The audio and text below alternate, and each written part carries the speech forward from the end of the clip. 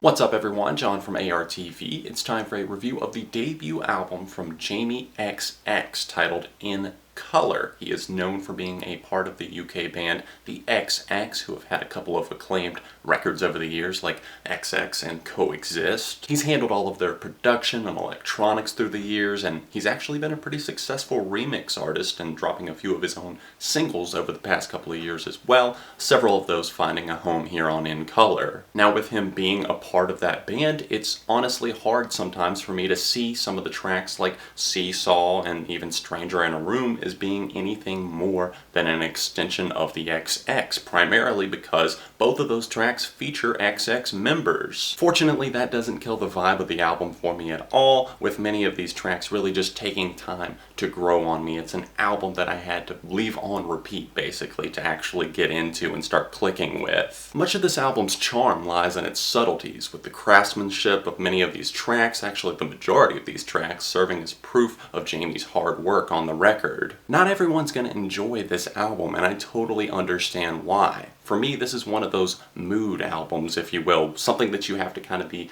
in a mellow and a little bit more somber of a state to actually start getting into. To address the elephant in the room, there is a little bit more of an upbeat and peppy track on this record titled I Know There's Gonna Be Good Times, featuring the one and only Young Thug. He's the voice behind hits like Lifestyle, and many people are probably expecting me to tear into him and maybe even Jamie for including a track like this on the record, but honestly, I can't do that because that's not how I'm feeling. It's kind of an upbeat, summertime type track that actually works. Young Thug might be a little bit annoying with his vocals, and some of the lyrics are just god awful. I mean, the fact that he actually talks about molesting on the track is just totally way out there. I mean, if you hear that at the club, it's just going to be awkward. But overall, I think the track makes good use of its sample. It gets a little bit soulful with that, and then the beat on the track is actually not half bad. So I see it as kind of being maybe one of those tracks that you don't think about too much, but at the same time, it's still kind of enjoyable. First time I started this album, I honestly kind of lost interest in it just before even finishing the track Gosh, because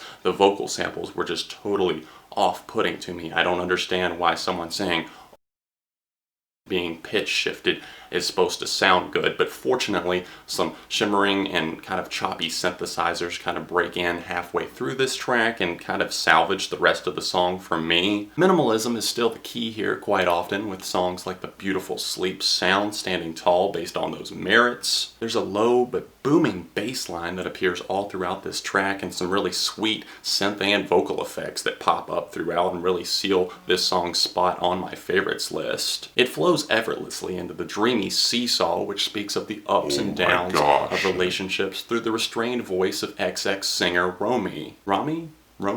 Which is it? I do feel like a handful of these tunes on the record just see Jamie trying way too hard to make these songs fit in a certain niche genre, or just be minimalistic for the sake of being minimalistic and not because he had something bold or daring to do. Parts of the uneven track Hold On make me feel that way, although I really do enjoy the synth line that kind of rushes through parts of this song, along with the short track Just Saying, and even the dull closer Girl. Loud Places once again features an XX member, but this time finishes with much less satisfying results than Seesaw or even Stranger in a Room. It's the most generic sounding song on this record with a standard build up to it, and while there's no drop here, it definitely feels like it was primed for one. The keys and vocals are lackluster, and the clapping production really just isn't doing it any favors. Let's close out on a positive note though, shall we? I'm digging the marimba-led track Obvs, which I believe is a marimba-led track. Correct me if I'm wrong, if that's another instrument. It falls right in the middle of this record and really just captures the perfect wave of ebb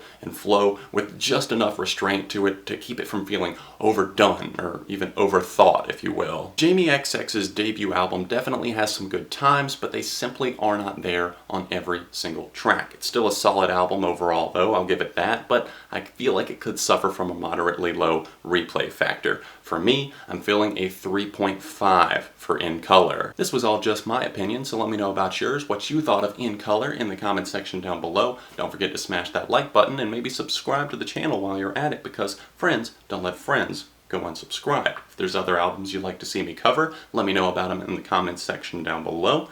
And other than that, I'll see you very soon, right here on ARTV.